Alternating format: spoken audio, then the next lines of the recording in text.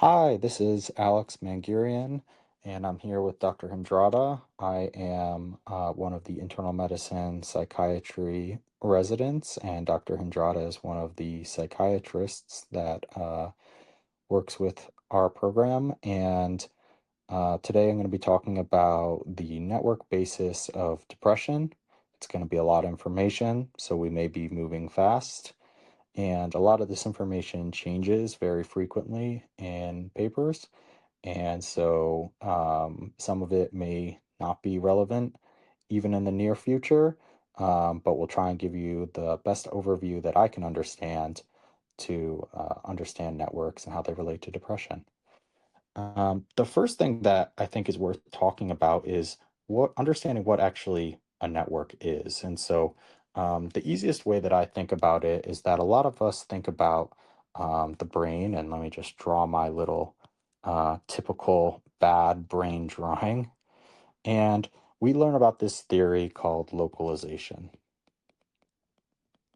And in localization, particularly in medical school, we learn about this on our neurology rotations and even into psychiatry, where we're trying to identify a region of the brain that's responsible for a function that may be damaged.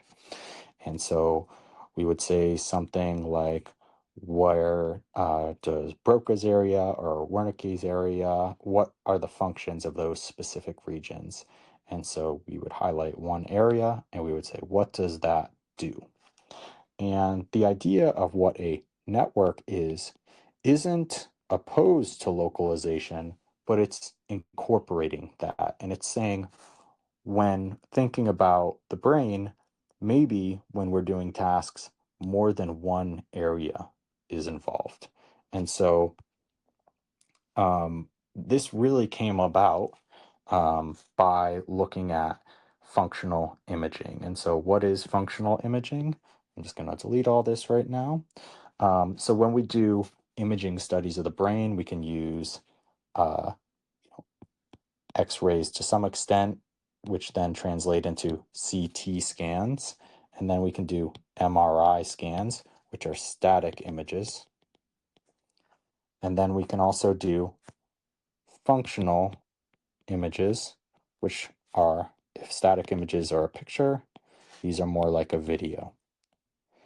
And there's a lot of different types here. There's functional MRI that look at our bold signals over time. There's EEG. There is MEG, which is magnetic encephalograms. And these are looking at EEGs in a more distinct spatialized location. And then there's also some other studies that are more research-based and not clinically used. And when people looked at the brain, they identified certain areas that they could find that were active together. And they said those areas were active during the same tasks. Maybe they're working together. And that's what they initially termed as a network. And when they initially found these networks, there was only a couple of them that they found. And so the first network that they found was this network that was found to be inactive during much of the, during many tasks, during when people are engaged in tasks. And it was active when people weren't engaged in tasks. And so initially it was called the task negative network.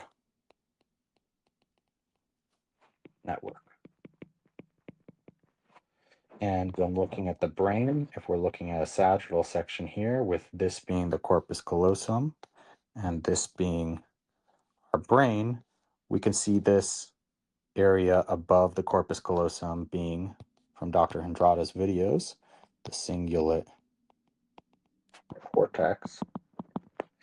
And the posterior aspect of this was lighting up, and then also the medial aspect of the prefrontal cortex, which were two of our major areas. And eventually, this was later changed the name to not just the task negative network, but the default mode network. Almost an idea that this was active in a default setting of our brain, though, as we will learn, it is nothing it is not inactive, it's actually quite active. Now, because we in medicine are so inevitably smart, there was not just a task negative network, there was a task positive network. And this was the network that was seen that was to be active in the brain. And when looking at the brain and looking at, now, if this is a sagittal section, sagittal view, this is also going to be a sagittal view, but from a lateral aspect. So this is the medial aspect of the brain. And if we look at the lateral aspect, and I'm so sorry about my writing being so bad. And so if we look at the lateral aspect of the brain here, man, that is a bad brain, but you can understand where we're at. We can look here and we can say this is the dorsolateral PFC, prefrontal cortex, and then the inferior aspect that's below the central sulcus here, the inferior parietal lobule. And so the task positive network was active when the task negative network wasn't. So these were somewhat opposed to each other. And the task positive network was later changed to the central executive network.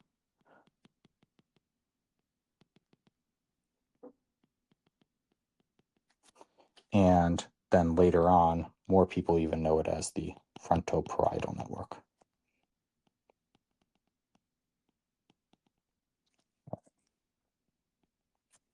All right, so this region was then also found, and this was to be more engaged when people were actually engaged in tasks. And we're going to talk about this a little bit more too. And so this is somewhat of the historical background. So I'm going to zoom out now and move over here. So we have the default mode network that we talked about,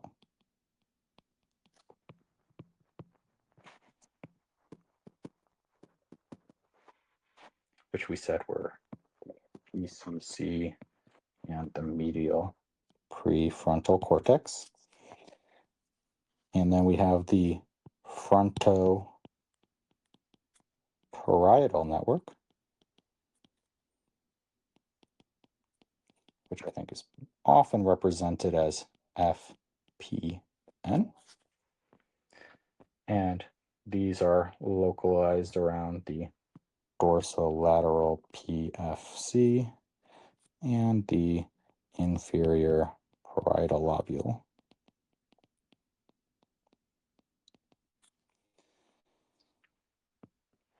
And so these are two of ours. And there are certain papers that go over all the different types of networks. So these two. But one of the things you find very quickly when going through the different literature on the network basis of the brain is that there's a lot of disagreement on what parts we should include in which networks. But there's generally 7 that are agreed upon.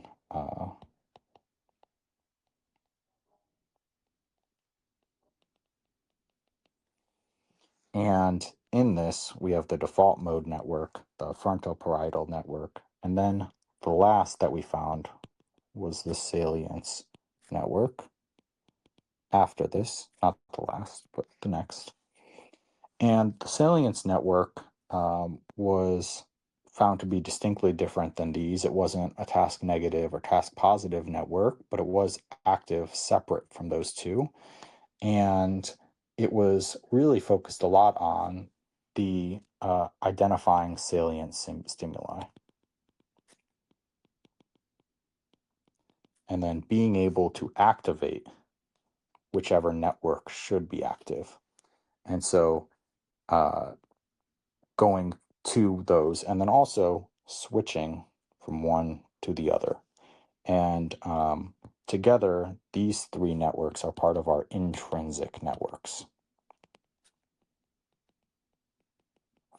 And this inherently means that these are the networks that are kind of focused on our internal state and our internal cognitions, though they do interact with the outside world.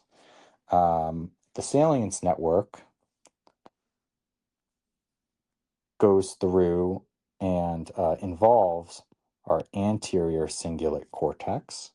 And so if we draw our brain again here, we draw our corpus callosum.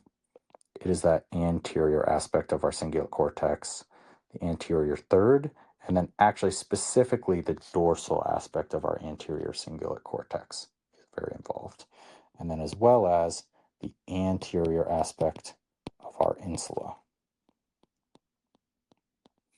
And the best way that I can always explain the insula, so if this is our medial view of the brain, and this is our lateral view of the brain, if we take the brain and we draw our temporal lobe down here, and we separate the temporal lobe up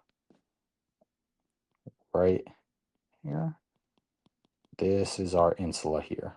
And the anterior aspect of it right here is really going to be where the salience network is in part anchored. And again, like I said, this is associated with identifying stimuli and then also transmitting those stimuli that are salient or important to the correct place and then activating the next step. So whether it should be the default mode network or the frontal parietal network. And we'll talk a little bit more about the functions. Now you can also imagine that there are extrinsic networks if there are intrinsic networks. These are the somatosensory or somatomotor, visual, auditory, and then the dorsal attention.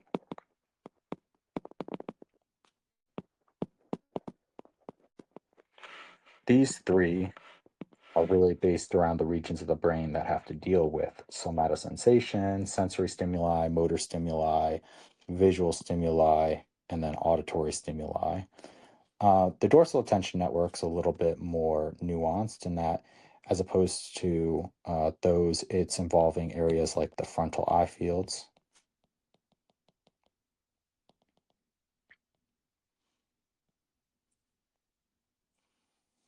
and then also regions like the superior parietal lobule.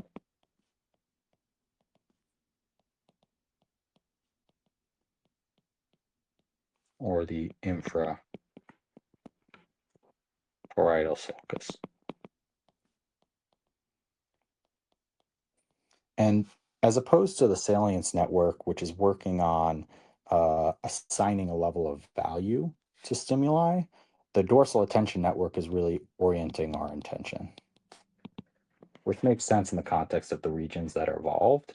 It's more getting our whole brain to focus in on something, and then the salience network is more focused in on that internal experience of assigning a stimuli value, and then trying to integrate that into our emotions and how we're going to react to it cognitively and getting it to the right place. And so those are two major regions or major two network systems. And we've identified some of the anatomic areas. And so I'm going to now shift more towards getting to what do the three major intrinsic networks actually do and what are their major functions, and spend a couple more minutes on that. Okay, so now we can take a look at these three networks. So I want to focus in on these three because in psychiatry, really we talk about these three the most, and this will be helpful for understanding the network changes that are seen in depression.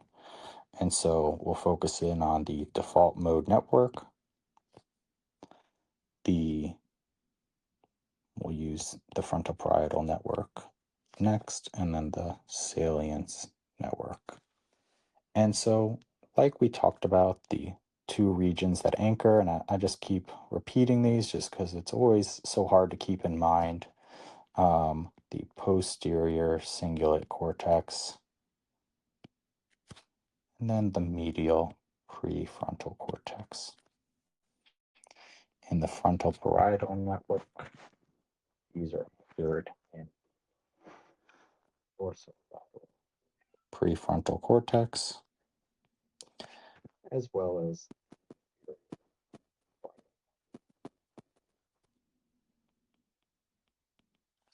and then in the salience network, the dorsal anterior cingulate cortex, as well as the anterior portion of the insula.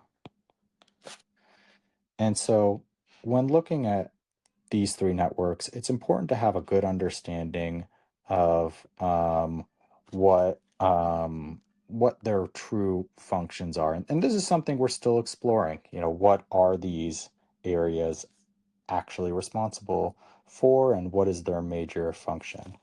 Let's start with the default mode network, which is the most explored network. And so in the default mode network, what we're really focused on is self-referential. Oh my goodness, I joined the A and L together. Thinking and autobiographical thinking.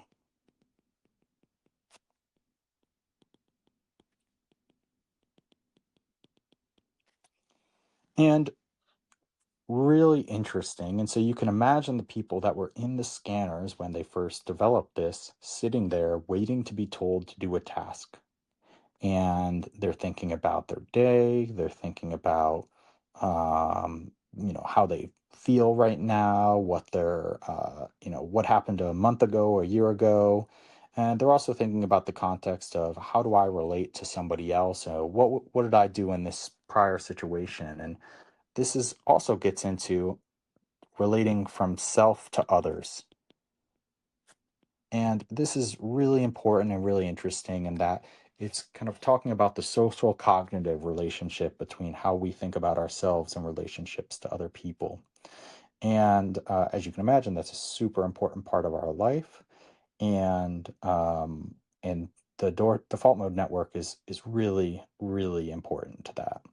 Now, on this other side of this theoretical seesaw that we're going to draw between the frontal parietal network and the default mode network is the frontal parietal or the central executive network. And I'm going to write that here just because it's helpful to kind of understand what the functions are as opposed to just the anatomic regions that are located with it. And so in this region, we're going to be talking about it having to do a lot with manipulating information.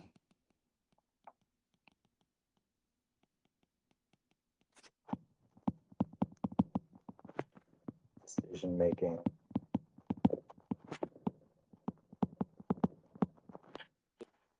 And really engaging a task that is complex.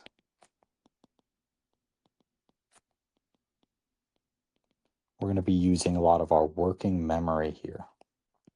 And sometimes the way we think about this is what kind of tests do we administer that test this network a lot? And this is where the Wisconsin card sorting task tests that a lot. And that's commonly a question that comes up for tests of ours. And so maybe that's a hidden gem. And so, like we talked about, though, very important to keep in mind that these two areas are part of a little seesaw. That what should be happening in the brain is that these two regions, when the frontal parietal network is active, the default mode network is not active. And so, very important to keep in mind. And as you can tell, they do very different tasks. The salience network is, as we talked about, very involved in the processing and assigning value of importance for information, and then really this switching in between the DMN and the FPN. And so kind of sticking with this theme of the seesaw, the salience network may be dropping a ball on one side or the other of the seesaw and tipping the balance as to what should be active or not. And so it may be saying that the default mode active should be more active, and that's really where the next step should be. But it also may be saying that the frontoparietal network is should be more active, and then if one of them is engaged, it's also going to be working to switch between them. And so not only is it assigning which one should be active, but switching between them. And so those are our three major networks that are really important for psychiatry. And the next thing that we're going to talk about is how do we think about them in depression? And it's a complicated question, but we're going to try our best.